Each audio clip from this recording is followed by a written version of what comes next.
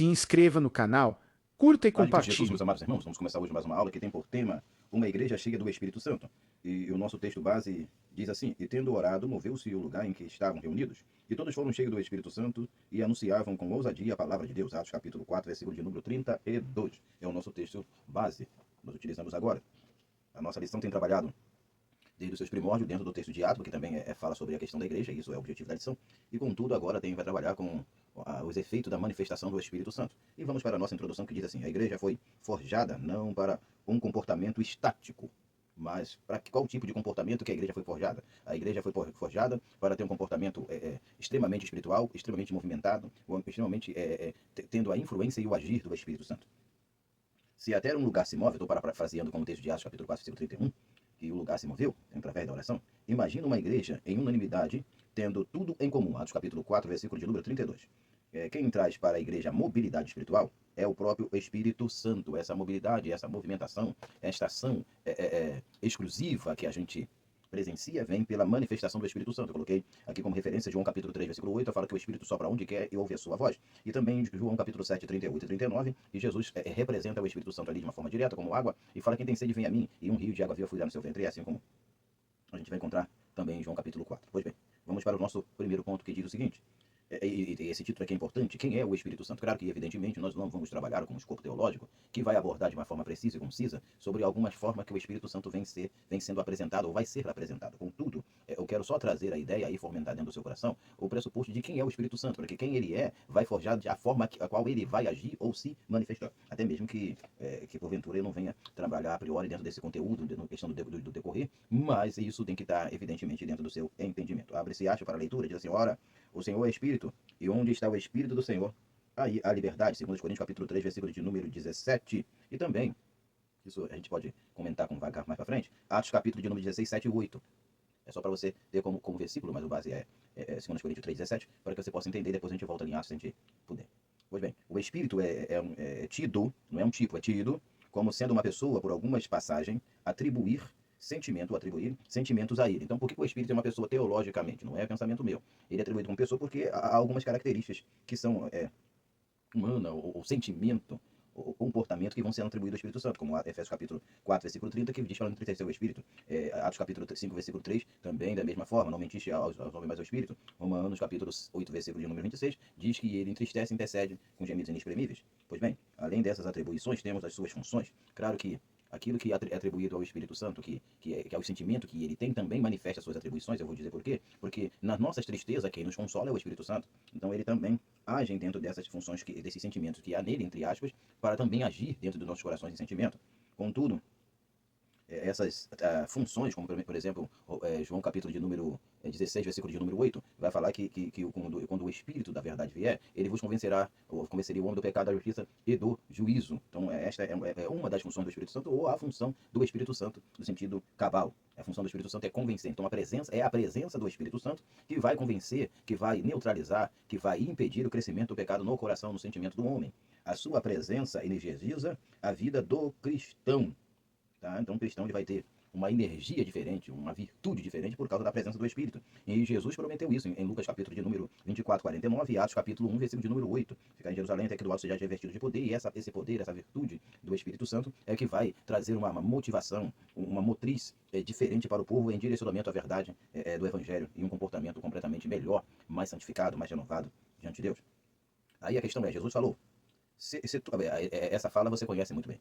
Se tu conhecera o dom de Deus, e a quem é que diz, o que pede, né? É o que diz: dá-me de beber. Tu lhe pedirias, e ele te daria água viva. Jesus falou para a mulher o seguinte, parafraseando aqui o versículo: se você soubesse quem está te pedindo, você pediria a ele e ele lhe daria água viva. Eu quero só frisar aqui que a água que Jesus era uma água viva, é uma água em movimento, não é uma água estática, é uma fonte que está sempre jorrando. Por isso o crente cheio do Espírito Santo, ele precisa jorrar a presença de Deus. Deixa eu só dar uma pausa aqui, que eu já volto à leitura. É que a presença de Deus, ela tem que trazer uma movimentação direcionada para Deus, para a vontade de Deus. O problema que a gente encontra hoje é que há pessoas que dizem ser cheias do Espírito Santo, mas não tem nenhuma motivação para nada. Não tem motivação para orar, não tem motivação para jejuar, não tem motivação para ler a Bíblia, não tem motivação para ser nada. Então, como que a gente pode constatar a presença do Espírito Santo na vida desse indivíduo se ele, na vida dele não há nenhum indício da presença de Deus? Aí a gente volta para João capítulo 3:8, que o Espírito sopra onde quer e ouve a sua voz. Assim é aquele que é guiado pelo Espírito. Ele vai estar aqui, ele vai estar ali. Essa conotação, esse exemplo, está dizendo movimentação. O Espírito de Deus está na vida dele, energizando a vida dele. Ele não vai poder ficar estagnado, ele não vai poder ficar parado, porque a presença de Deus não vai permitir isto, ok? Então o texto que eu citei aqui de João é João capítulo 4, versículo de número 10. Será que todos esses atributos personificam o Espírito Santo? É questão de personificar o Espírito Santo ser uma pessoa, é uma coisa um pouco difícil de se explicar. Contudo, nós estamos trabalhando aqui com uma ideia teológica, natural, basilar da teologia brasileira. Quando eu falo teologia brasileira, é dentro dos materiais que a gente encontra aqui sendo apresentado no Brasil. Mas eu tenho, particular, um comentário sobre isso, mas contudo não é o que a gente quer abordar aqui. Então vamos seguir para o nosso segundo ponto. Ok.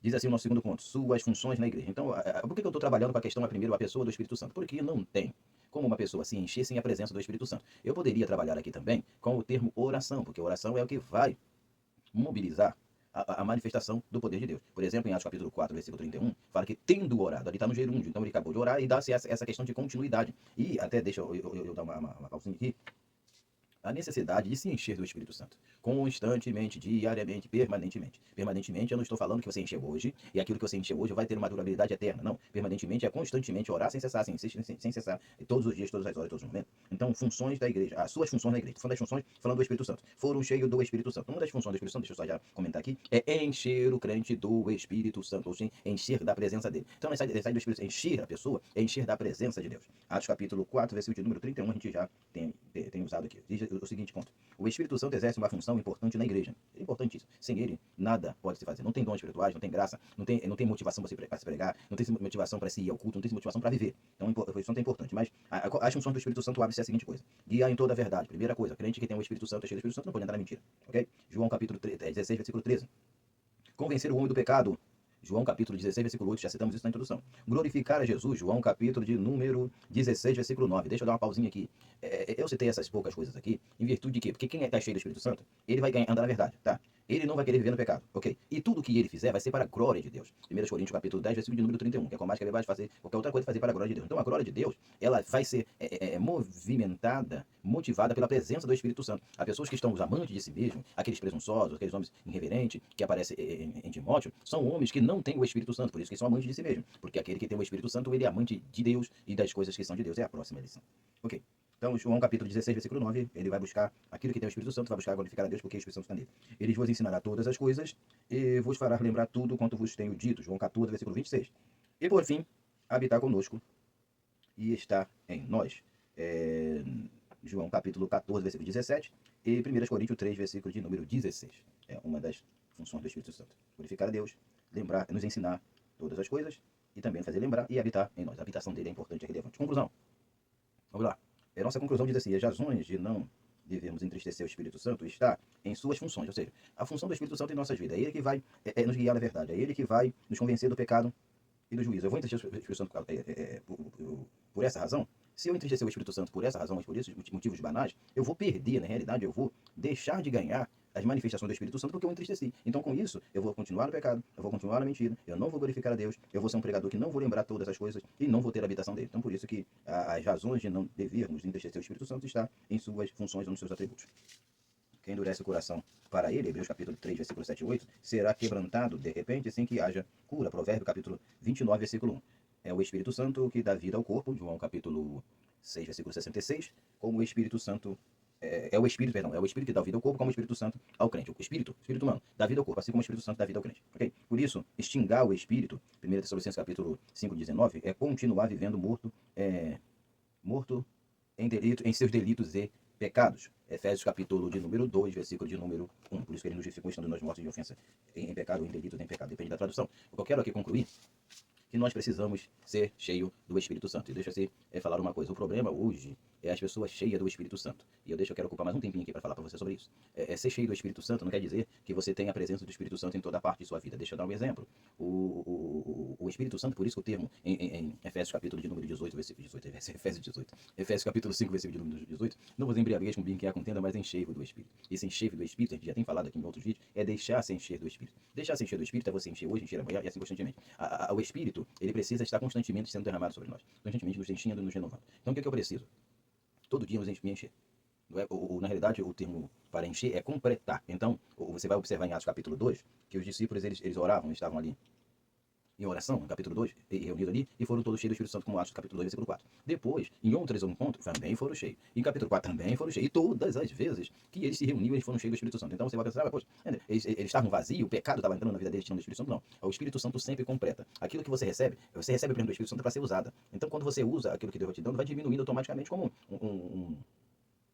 um álcool dentro de um veículo. Você bota um álcool, uma gasolina, automaticamente ele vai evaporar por causa do efeito natural de evaporação. Então a questão é disso, assim, sendo um símbolo, é a presença de Deus, o Espírito de Deus como símbolo na ocasião. E você recebe automaticamente o uso, você sente, vai ser usado em dons, em manifestações, na pregação da palavra, ele já vai começando a diminuir a quantidade. Então você precisa buscar a Deus da mesma forma para que venha encher de novo ou completar. O sentido da palavra encher é completar, prerou, é completar do grego. Então a gente precisa estar sempre se completando da presença de Deus. Ou na realidade, lembrar o que o salmista falou, no salmo de número 23, que unge minha cabeça com óleo e meu cálice transborda. Na realidade, a gente às vezes está santificado aqui na mente, aqui nesse elemento aqui. Contudo, se o óleo, como desceu sobre a cabeça e a barba de Arão, não descer sobre as nossas vidas de uma forma transbordante, vai acontecer o quê? Outros elementos, outras partes do nosso corpo não vai ser preenchida e não vai ser ocupada pelo Espírito Santo. Tem gente que diz o seguinte, eu quero dar esse exemplo para concluir.